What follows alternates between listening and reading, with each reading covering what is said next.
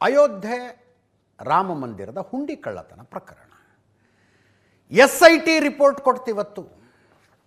SIT ಉತ್ತರ ಪ್ರದೇಶದ ಗೃಹ ಇಲಾಖೆಗೆ ರಿಪೋರ್ಟ್ ಕೊಡ್ತು.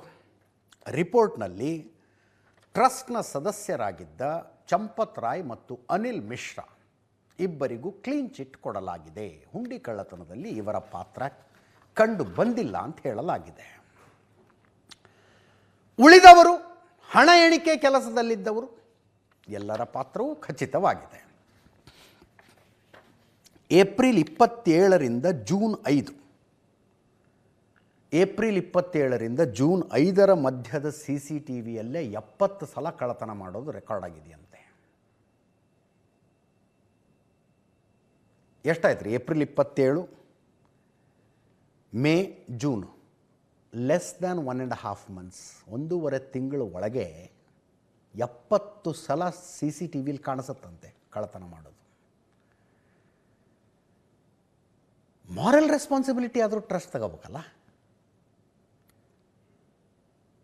CC ಕ್ಯಾಮರಾಗಳ ಎದುರಿಗೆ ಕಳ್ಳತನ ನಡೀತಾ ಇದ್ದರೂ ಅದನ್ನು ಗಮನಿಸಿ ನಿಲ್ಲಿಸದೇ ಇರುವುದು ಅಂದರೆ ಹುಂಡಿಯಿಂದ ದುಡ್ಡು ಕದ್ರಷ್ಟೇ ತಪ್ಪು.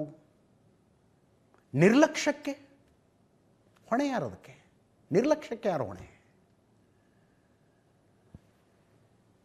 ಲಖನೌ ವಿಭಾಗೀಯ ಆಯುಕ್ತ ವಿಜಯ್ ವಿಶ್ವಾಸ್ ಪಂಥ್ ನೇತೃತ್ವದಲ್ಲಿ SIT ರಚನೆ ಮಾಡಲಾಗಿತ್ತು. ಟ್ರಸ್ಟ್ನ ಮನವಿಯ ಮೇರೆಗೆ SIT ರಚನೆ ಆಗಿತ್ತು. ರಾಜ್ಯ ಸರ್ಕಾರ SIT ರಚನೆಗೆ ಆದೇಶ ಕೊಟ್ಟಿತ್ತು. ಈಗ ತನಿಖೆ ನಡೆಸಿ ವರದಿ ಬಂದಿದೆ. ಲವಕುಶ್ ಮಿಶ್ರಾ, ಅವಿನಾಶ್ ಶುಕ್ಲಾ, ಮನೀಶ್ ಕುಮಾರ್ ಯಾದವ್, ಕರುಣೇಶ್ ಪಾಂಡೆ, ರಾಮ್ ಶಂಕರ್ ಮಿಶ್ರಾ, ಸುಭಾಷ್ ಶ್ರೀವಾತ್ಸವ್, ರಾಮ್ ಯಾದವ್ ಅಲಿಯಾಸ್ ಟಿನ್ನು ಇಷ್ಟು ಜನ ಅರೆಸ್ಟ್ ಆಗಿದ್ದಾರೆ. ಇವರು ಕಳ್ಳತನದಲ್ಲಿ ಭಾಗಿಯಾಗಿರುವುದು ಸಾಬೀತಾಗಿದೆ.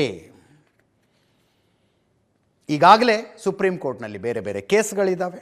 ನ್ಯಾಯಾಲಯದ ಮೇಲ್ವಿಚಾರಣೆಯಲ್ಲಿ CBI ತನಿಖೆ ನಡೆಸಬೇಕು ಅನ್ನೋದರಿಂದ ಹಿಡಿದು ಟ್ರಸ್ಟ್ನ ವ್ಯವಹಾರಗಳ ಲೆಕ್ಕ ಪರಿಶೋಧನೆಗೆ, ಆಡಿಟಿಂಗ್ಗೆ CAG ಬರಬೇಕು ಅನ್ನೋ ತನಕದ ಅರ್ಜಿಗಳ ವಿಚಾರಣೆ ನಡೀತಾ ಇದೆ.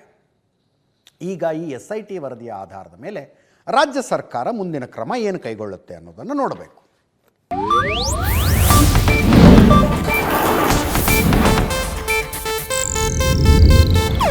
ಇದು ಏಷ್ಯಾನೆಟ್ ನ್ಯೂಸ್ ನೆಟ್ವರ್ಕ್ ಪ್ರಸ್ತುತಿ.